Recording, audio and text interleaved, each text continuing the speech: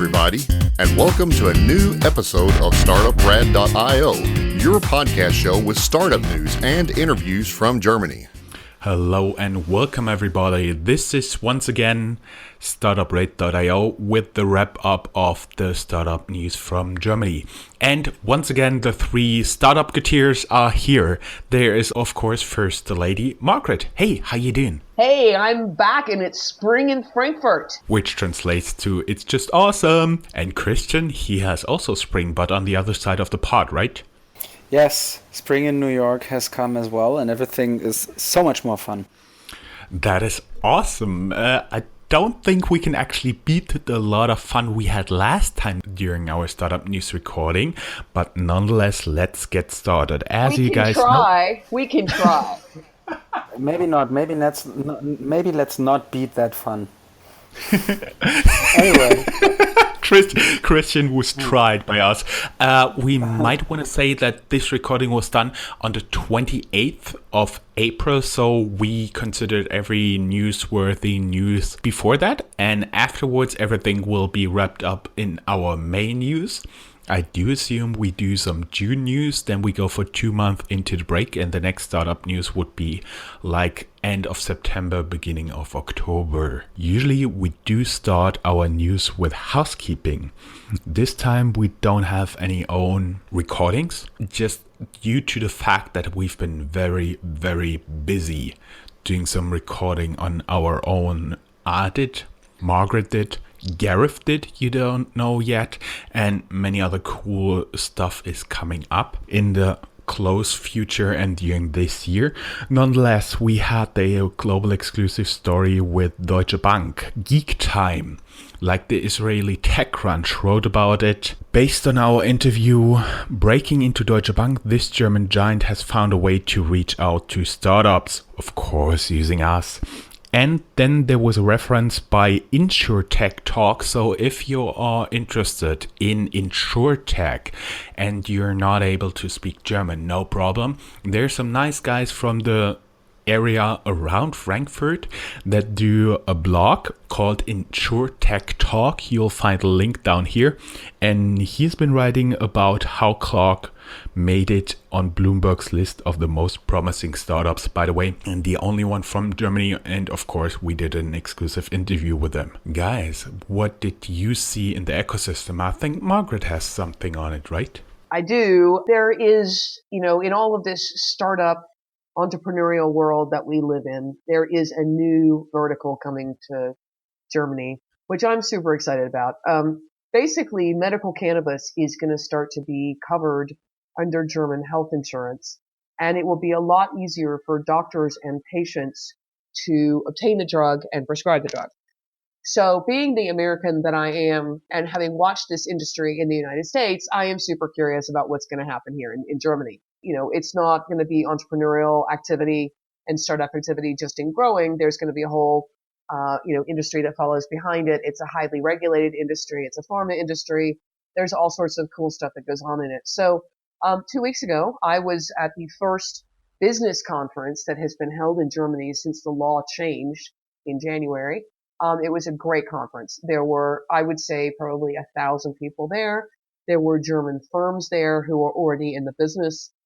This includes people who were there from the pharmaceutical perspective. There were a lot of processing kinds of firms there and purifier firms. There was also a very well-established German firm from Tübingen called Stores & Bickel, who has a medical device that is frequently used in this. But basically, at heart, I'm just really curious about what's going to go on. So I went to the conference. Startup Radio sponsored it, which was totally groovy. And it was just a super, super interesting, technical, medical, and entrepreneurial conference. And, what a subject matter. So I also did like a whole set of interviews, which Jorn and I are going to, post up later on Startup Radio. But I think that just from the entrepreneurial side, let alone from cannabinoids or all the geek stuff that goes along with it, it is a totally, totally fascinating entrepreneurial field, and it's coming here to Germany. And you guys are super quiet, so what's up with that? I did personally find something also concerning the ecosystem about cryptocurrencies. There appears to be more and more messing around with it. in terms of Ponzi schemes, pyramid schemes, and viruses inserted into cryptocurrencies. I also put the links into the ecosystem. It's reports by Cointelegraph and Confluence and other guys.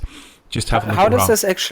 How does this actually work? Is it I pay some money to someone who promises me that I will get money along the road, or from someone further down the pyramid, or what kind is going on there? Stuff like that, or you need to have software to use certain cryptocurrencies like OneCoin, and actually there are viruses integrated into the software. That's two of the ways it works right now. Okay. Well, and to answer your question, I mean, this is one of the biggest problems about adoption of cryptocurrencies, and I think why some of the bigger issues on blockchain are not being discussed. I mean, there are so many possibilities for fraud. Starting with your code is bad. I mean, that's why a lot of people are afraid of this. It could be your code to certify the cryptocurrency worth. It could be in the contract of exchange.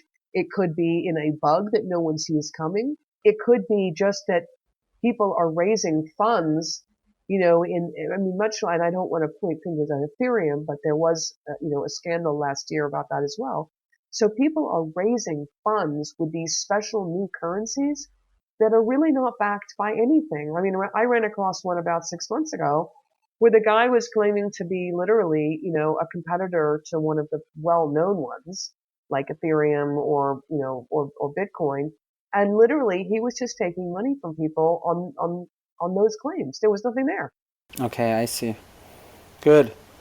So everyone should be cautious when doing this.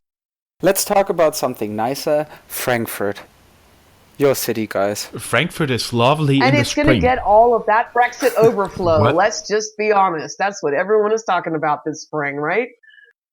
Is it? Is it still a topic, Oh, or yeah. are people still excited about this? That's Yes, interesting. actually, I found a graphic on Bloomberg, and they had like where all the bankers are moving, as far as you can tell right now. And there were 5,000 people.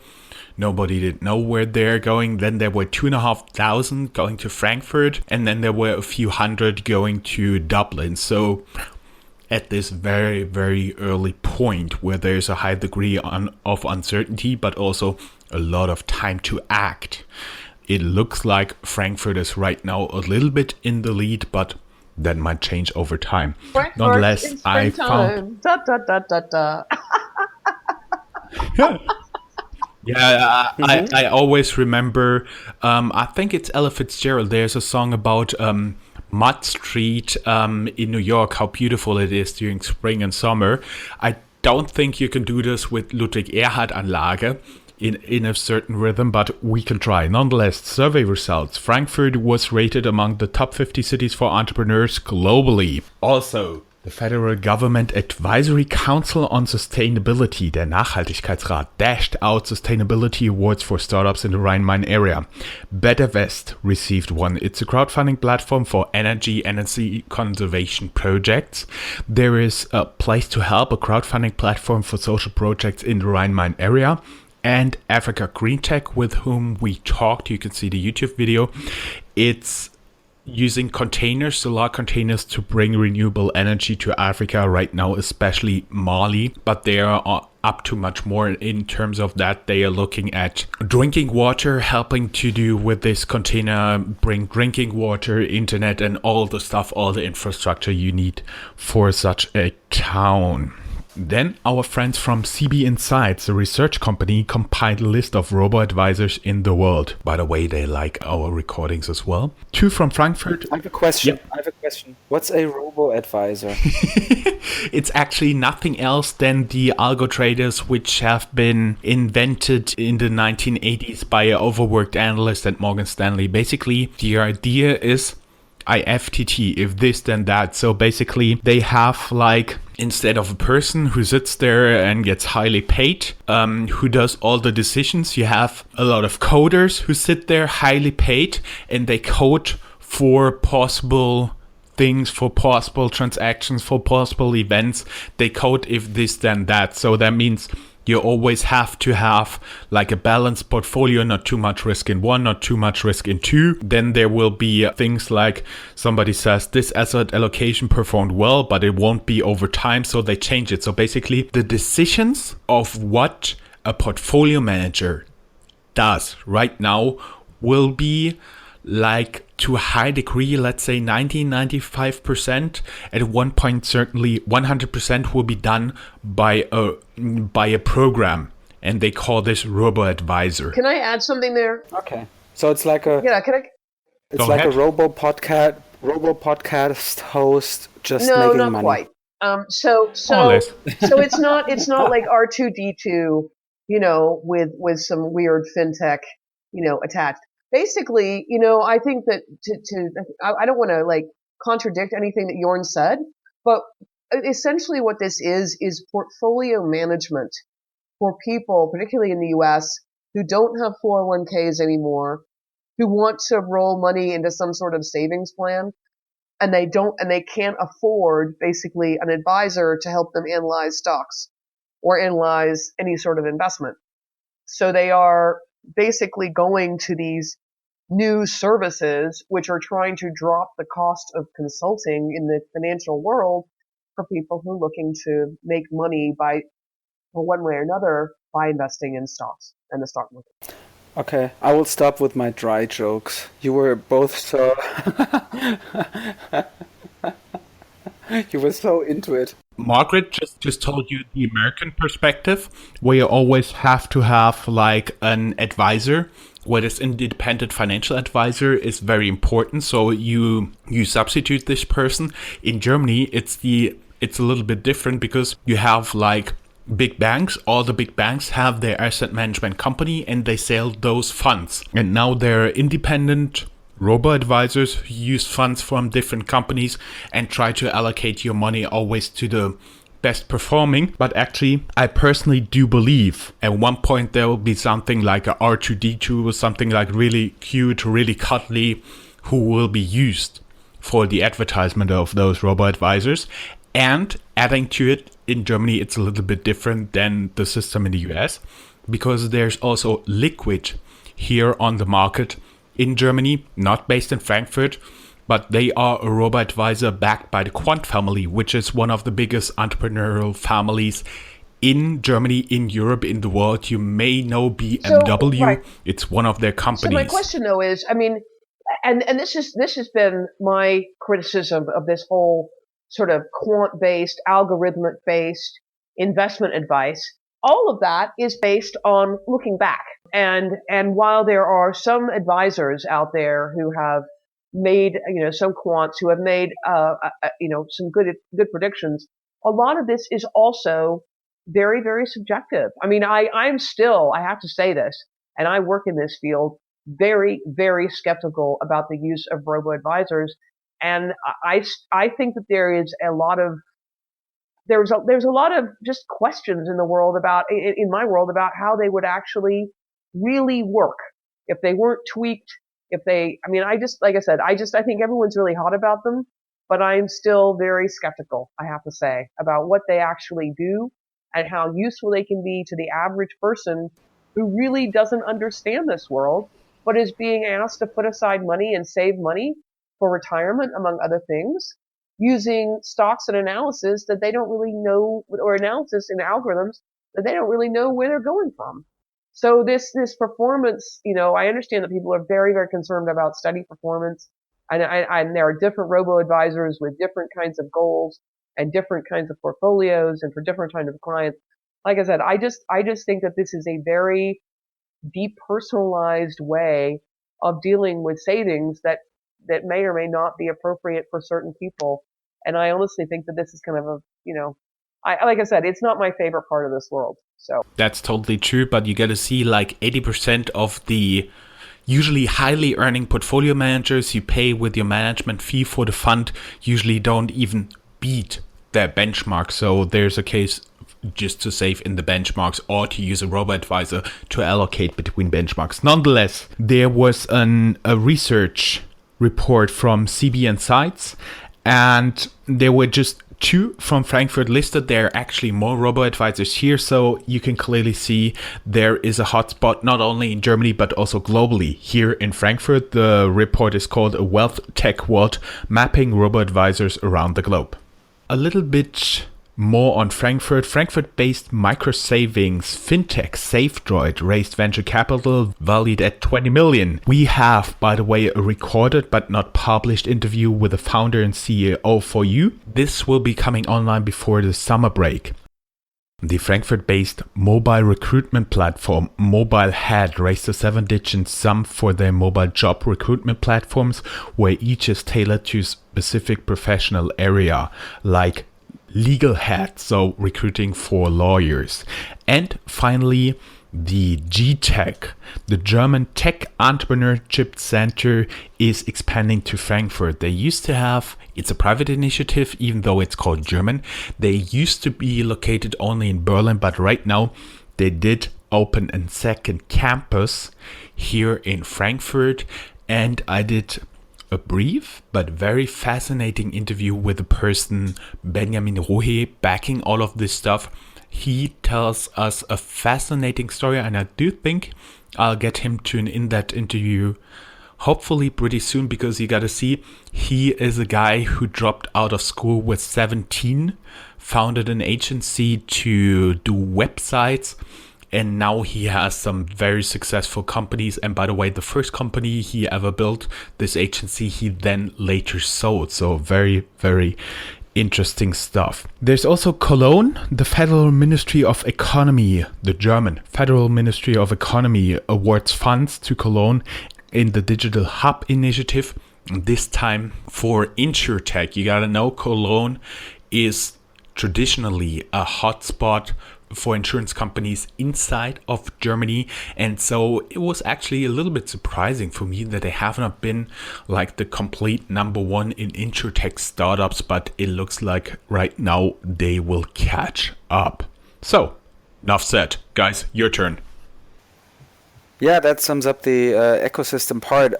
With companies, let's start with some bad news. Last time already we talked about SoundCloud, and this time there are some of the analysis about this popped up already. On the German blog Online Marketing Rockstars took an in-depth look on what's going on at SoundCloud and labeled it as signaling, in that case a bad case of signaling, or SoundCloud providing some bad signals.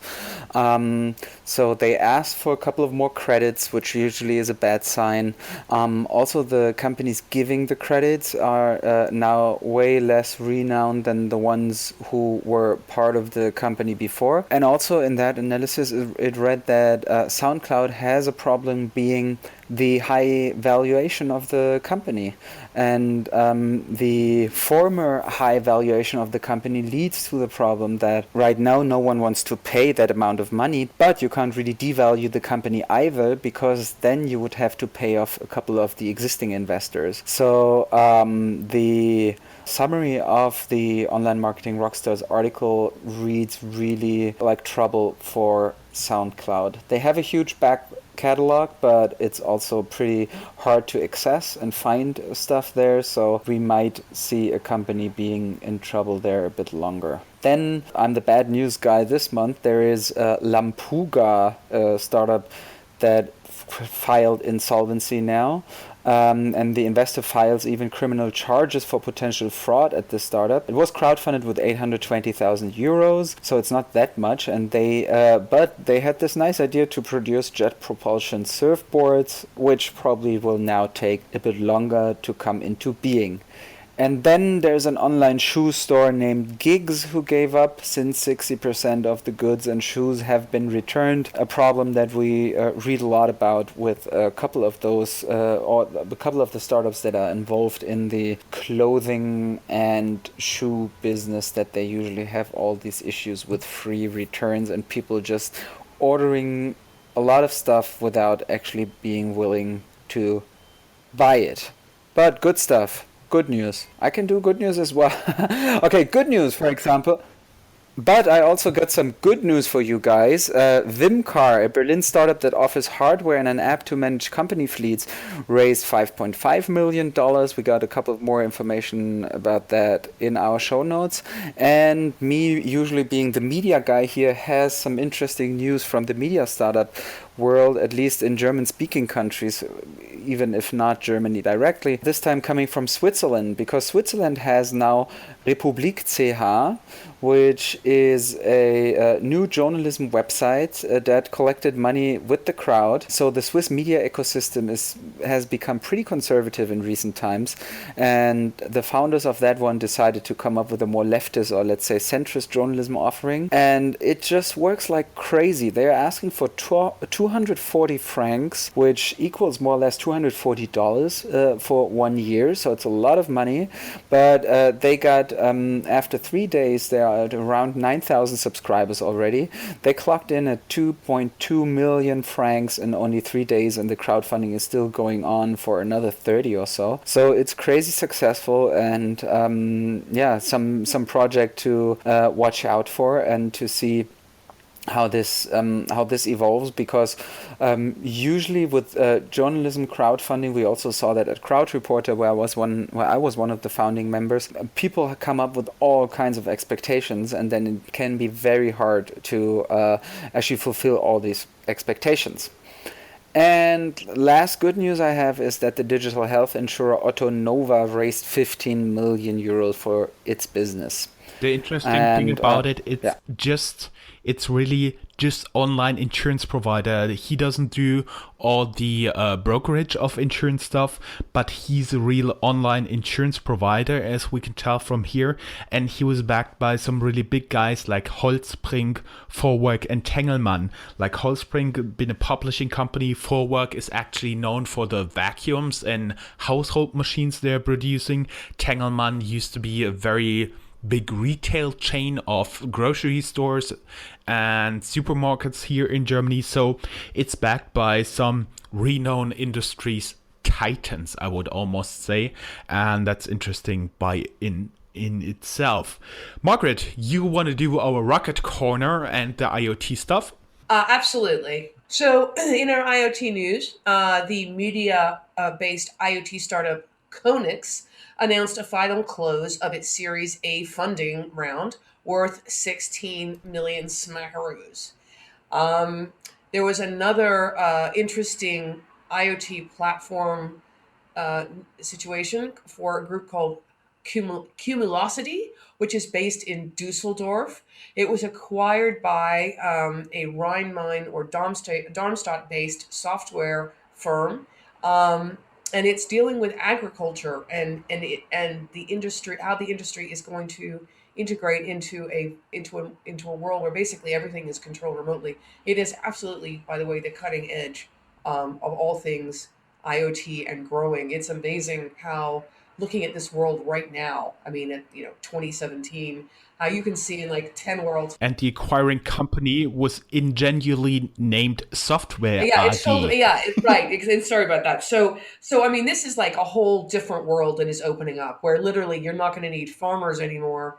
And we were talking about R2D2 earlier. I mean, it's going to be drones picking and taking care of our produce and Ah. also our marijuana too. But that's a different story. Whatever grows, right? But I can just confirm that I hear a lot of Oh chatter yeah. here too now about egg tech, as they call it here. So yeah, it really seems to be as if a couple of companies are already starting to move on after fintech and insurtech to yeah, this being like the new playing field for Well, yeah, startups I now. mean, this is the other thing. I mean, I know you guys think I'm a little crazy because I'm so interested in this cannabis world, but I mean, one of the reasons it's interesting is because of the ag tech that's going on. I mean, not only do you have to grow it indoors, so you have a very controlled environment, but then you're controlling all the water, all the power, all the food, all of everything.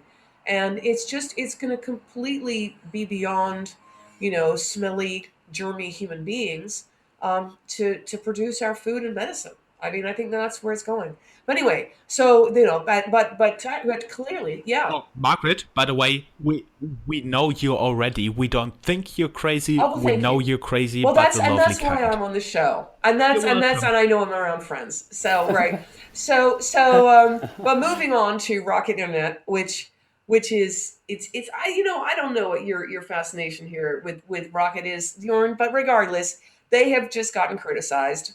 Oops, by somebody else other than us. This time in an interview with the Influential Manager magazine. You have heard many critical articles from them on Rocket Internet, and this one is noticeable since it's also an interview from Michael Otto. What a great German name! From the former catalog empire Otto Group. And Otto Group is also it's the number two firm in the German e-commerce space behind Amazon, which is saying a lot. Um, and it's this frontal attack, as we're calling it, comes due to all of the failed promises, I would say, that Rocket Internet has made over time. And you can find a little bit more of that information and the clip on our show notes and the website. So, the other thing that I wanted just to bring to your attention, folks, is it is now not only Frühling here in Deutschland, it is publication season. So, the listed companies have to open their books and show it to the investors. Rocket Internet had to do this, and some of its startups also published some details in this opening of the books. Bottom line, Rocket Internet made about 741 million euro loss last year in 2016. However, our perennial favorite, Delivery Hero, has seen a 71% jump in revenue. I guess Germans are going out there and ordering their food to be delivered to home. We were wrong here on Startup Radio for making fun of this. So we should stick to maybe drone delivered pizzas next time. But regardless, in total, Only when they're still around in 10 years we've been wrong. Huh? That's the charm of Yes, criticism. yes. well, Also, it's just revenue. You must never exactly. trust revenue, And Revenue is and for posers. just look at the formulation they did. In total, 2.3 billion euro worth of orders have been processed in 2016. It doesn't say how much cut they take in every term or in every order and how much revenue this generates, and then at the bottom line how it does look for them. 2.3 billion worth of revenue sounds impressive, but it's just what all went over Okay. So their platform, which also Yeah. means it does not even state their own revenue. Well, see, here's the thing, right? I think that this Yeah. kind of business is kind of like, the drinking game. If you ever played those drinking games when you have to repeat something or do something every time, right? Okay, so basically, I see Delivery Hero as not just like in the pizza space. You add cannabis to Delivery Hero, and you're gonna have a winner. See, you just add cannabis to everything. You add cannabis to every single business idea, and Margaret, that is so awesome. Just add cannabis to Delivery Hero and you got a winner. well, it's like here, it's like IoT and cannabis, smart ag and cannabis. I mean, it's just what can go wrong with cannabis. But regardless, Delivery Hero clearly is going out there. Although I have to say again, because of our conversation, I have been watching the online delivery space here in Frankfurt, and I have to say that Deliveroo is kicking Delivery Hero's butt when it comes to like street presence. I don't know how you guys feel about this, but that is my perspective. Yeah, but it's definitely true looking at the revenue like this because I think what is their commission? Is it like 10% or something, I think. So then we're looking at 230 million, but I think more or less like a fixed amount for each order, like a processing fee, but that doesn't say it's necessarily related to the volume of orders. So to get like a guesstimate of the revenue, you would need like a number of orders or stuff like this. Nonetheless, Hamburg again, it's also related to Rocket Internet, but unfortunately not many good news for the startups. There, the battered Good Game Studios took a valuation hit of astonishingly 622 million euros. The gaming startup had to let go more than 100 employees before the change in valuation came to light, since Rocket is an investor. They hold 15% and they had to publish the data. Okay, so that's cool. And well, Sad news. And woo! Jörn's find. I just realized it's also related. well, that was to what I was going to say. How on earth can did we not mention the fact that, since we've been talking about this, Jorn, can you tell us, please? I mean, how did Papa John's turn pizza into a fortune? And do Germans even know what Papa John's is? Papa John's is pretty easily explained. It's the badass biggest pizza you can order in Texas. That's how I know them. And I just love the pizza of Papa John's. Like, you get pizza subjectively seen the size of a truck. Like a wheel of a badass big truck. And much bigger. And I just... Okay, so we know that you're going to have diabetes when you're old. But, I mean, apart from that, are the Papa John's... I'm on a good weight, yeah. I'm trying to lose my summer. Oh, I'm trying to lose my winter weight. But my question, because I cannot remember, I can never keep these straight. Is it Domino's, a Pizza Hut, or Papa John's that has the stuffed crust pizza? It's like you can't get enough cholesterol from the cheese. And don't forget, there's also Little Caesars in the US around. At least I know them from Texas. Nonetheless, there's a good video on YouTube, New Billionaire, how the CEO of Papa John's turned pizza into a fortune. I won't tell you anything up front, just go and have a look. Also, stay ahead of the curve. This time we only have one article there for you, A Hitchhiker's Guide to the Galaxy of Accelerators. Can you hack your way out of them? EUStartups.com, our friends published this, and have a look. Guys, that's it. You rock. I don't like Papa John's. And it closed. The one in front of my building closed. I'm the New York pizza snob. That's how I want you to address me from now on. Okay, Mr. New York pizza snob. What pizza do you like? Oh, I like Lexington pizza, which is close to my place. I once made the mistake to eat Domino's when I was very drunk, and it operated within my belly for, I don't know, 2 days. That's you're in New how it York, felt. where there's original pizza places that will still actually do There you go. good pizza and, wait for this, deliver it without a third-party delivery service, usually for free. There you go. Yes, I pretty much solved the whole podcast of today. So that's, on that note, I'm done. You guys are wonderful, as always. Gotta recommend, there is something called the Brooklyn Pizza Tour. I took it once as a tourist in New York, and I was actually astonished by the good pizza you can get in Brooklyn. So why does that not surprise me? Jorn, I can totally see you on the Brooklyn Pizza Tour. That is the kind of thing that I can see. Yeah, that's why my diabetes started, right? I was just joking about that. But seriously, it's like when you get into this very strange world of startups and craft food that they deliver. I mean, it's like your entire system just feels like it's gummed. Your brain is gumming. Your system is gumming. It's all great. And why is it that people just insist on having this kind of food delivered to them? But that is another story. I personally gotta admit two things. First, all the stuff you can add into food, all the processed food, it's not going well with my stomach. I try to avoid it for that reason. And secondly, you guys may notice I have a full-time job. I have the German channel, the English channel, so I have a wife, so that all keeps me pretty busy. And actually, what I realized for me on a personal basis, cooking, baking, it actually relaxes me a lot. You cannot imagine that, and therefore I love to cook. I even make I actually have ahead of me, will still do some pumpkin spice donuts. I do my own bagels, lots of Italian food, lots of variations of German food, and lots of variations of American food. Actually, I came up with a version of chicken Alfredo that actually my wife likes. Well, and here's the thing. You're always cooking up something extraordinarily good and serving it up, not just in your meals, but also Startup Radio. So, Thank you. at And I least, do believe we should keep this as a closing note.